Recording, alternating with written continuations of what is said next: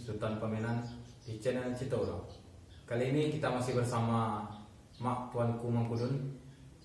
Kemarin kita telah membahas seputar Tambo dan Pembagian ya.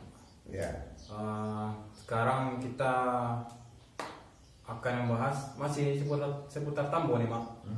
Tapi saya masih penasaran soal Tambo ini Mak. Penyusun Tambo ini siapa nih? Atau penyusun ini dari orang luar atau agamanya itu Islam atau bukan itu? Oke, kita urut dulu. Yang menyusun Tambo itu tidak satu orang. Kenapa? Karena tuturan lisan namanya ya.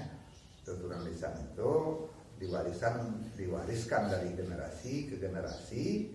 Maka yang pertama diwariskan 10 sampai yang kedua bisa 12 dia bertambah dia atau berkurang setiap zaman. Maka tidak satu orang penyusun Tambo itu. Ada perubahan setiap zaman? Ada. Tambo pada zaman tahun sekian beda dengan Tambo sesudahnya, Tambo yang terakhir beda lagi. Kenapa? Setiap penyusun itu dia memasukkan pengetahuannya atau penelitiannya terhadap asal usul nenek moyang. Jadi penyusun Tambo tidak satu orang.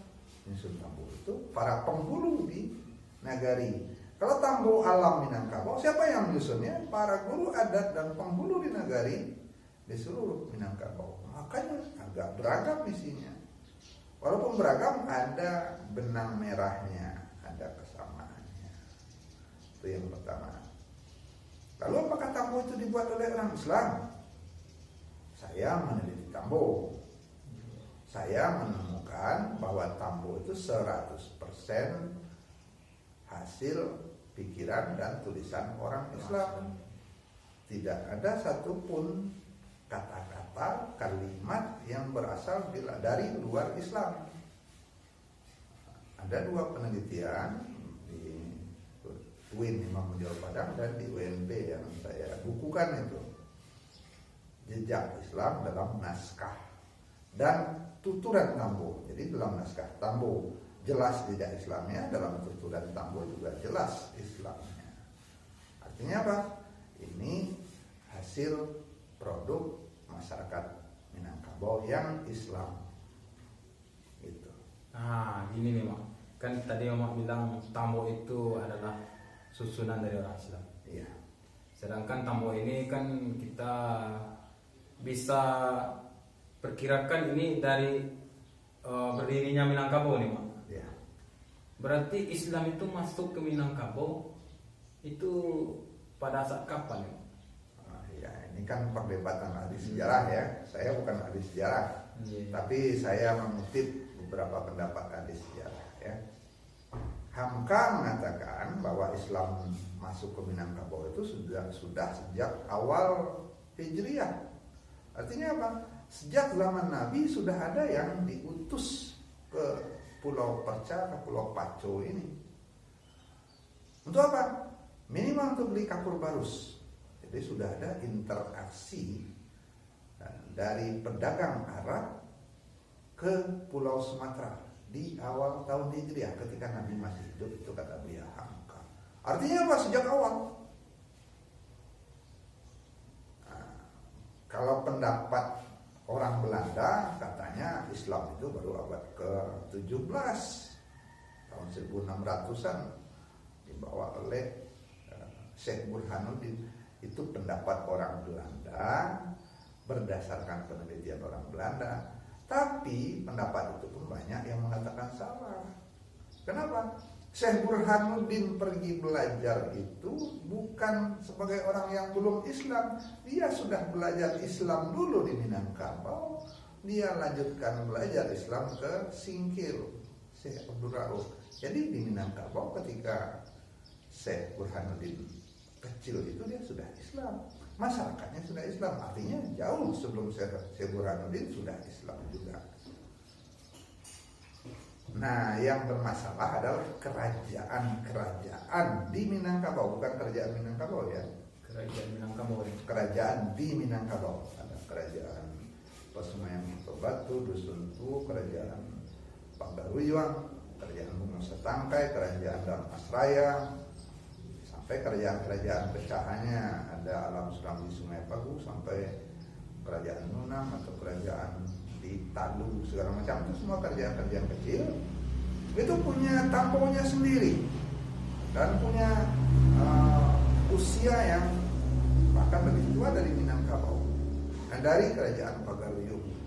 Nah, yang bermasalah kerajaan Pagaruyung katanya itu orang Hindu, Aditya Warman tahun 1300, berarti sudah 7 abad.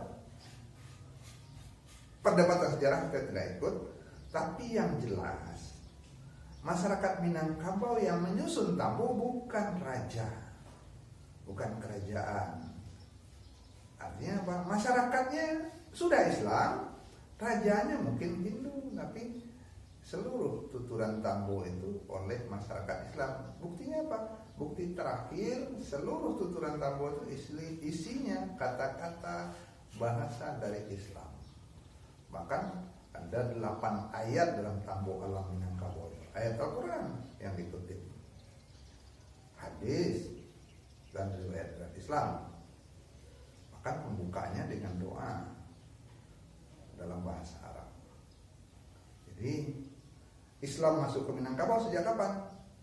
Saya sepakat dengan Buya Hamka, sejak awal abad Hijriah. Tapi kerajaan Islam di Minangkabau mungkin ya sesudah Aditya Warman tahun 1400. Kerajaan,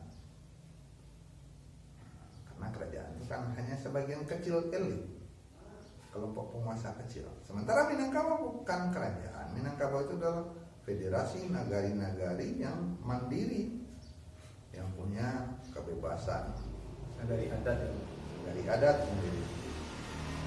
Jadi begitu.